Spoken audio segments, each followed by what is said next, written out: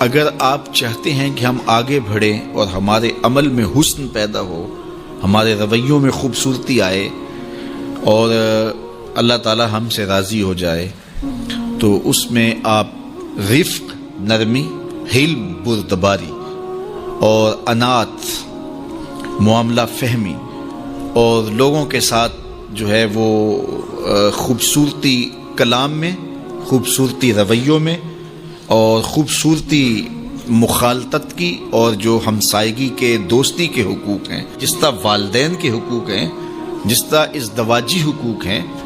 جس طرح آپ کے ہمسایوں کے حقوق ہیں، اس طرح آپ کی دوستیوں کے بھی حقوق ہیں۔ اپنی لہجوں کو نرم رکھیں، ان میں تلخی نہ آئے، سب و شتم سے منع کیا گیا ہے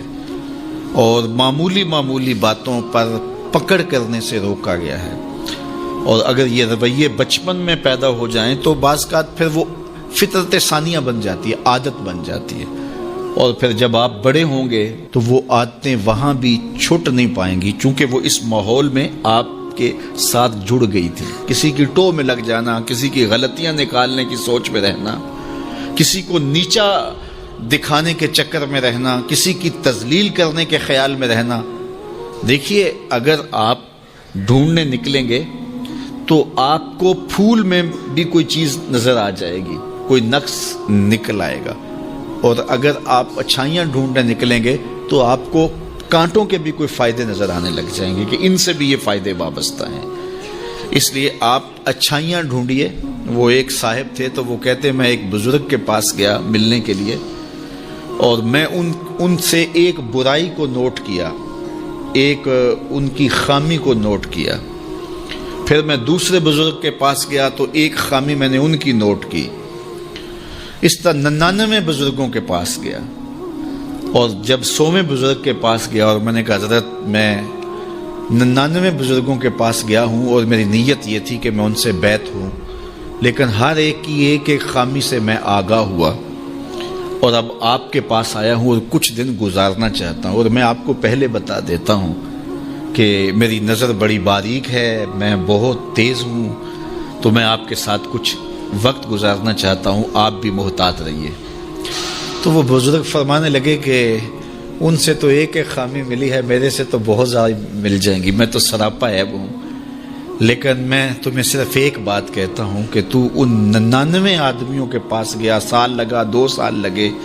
ایک خامی تو نے جمع کی، اب تیرے پاس 99 خامیوں کا ذخیرہ ہے، کاش کہ تو ایک خوبی جمع کرتا رہتا، تیرے پاس 100 خوبیوں کا ذخیرہ موجود ہوتا۔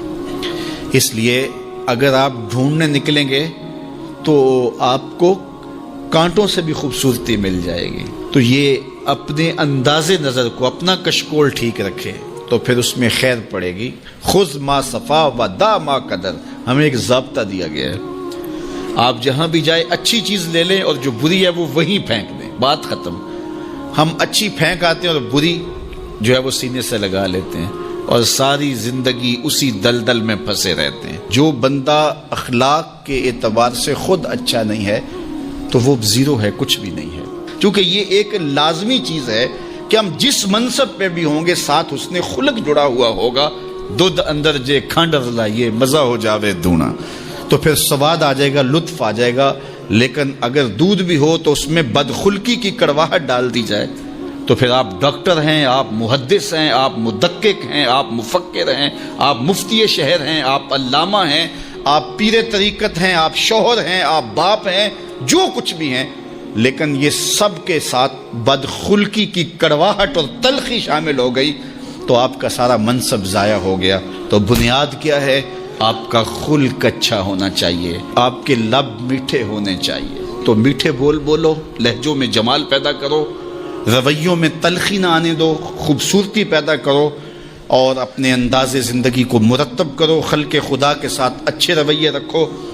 بالخصوص اپنی دوستیوں میں ایک اچھے دوست بن کے ابھرو، اور اپنے کلاس فیلوز کے اندر ایک اچھے کلاس فیلو کے روپ کے اندر آگے آؤ۔ پیر کے دن آنے والو، جمعہ کے دن آنے والو، تم بھی جب یہاں سے جاؤ تو تمہارا انداز جو ہے وہ مٹھاس سے بھرا ہوا ہو، تمہارے لفظوں سے کھانڈ نکل رہی ہو، شکر ٹپک رہی ہو تمہارے حرفوں سے، اور مٹھاس تمہارے لہجوں میں گھلی ہوئی ہو، اور تم بات کرو تو پیار پھیلتا چلا جائے اور محبت پھیلتی چلی جائے۔ ہاں، جہاں کہیں سخت بات کرنی ہوتی ہے وہ بھی ایک موقع ہوتا ہے، لیکن عمومی رویوں کی میں بات کر رہا ہوں۔ تو اللہ تعالیٰ جل شانہ ہم سب کو توفیق عطا فرمائے، اور جو کہا جا رہا ہے اس کو سمجھنے کی، روحوں میں اتارنے کی، عمل کا حصہ بنانے کی توفیق عطا فرمائے۔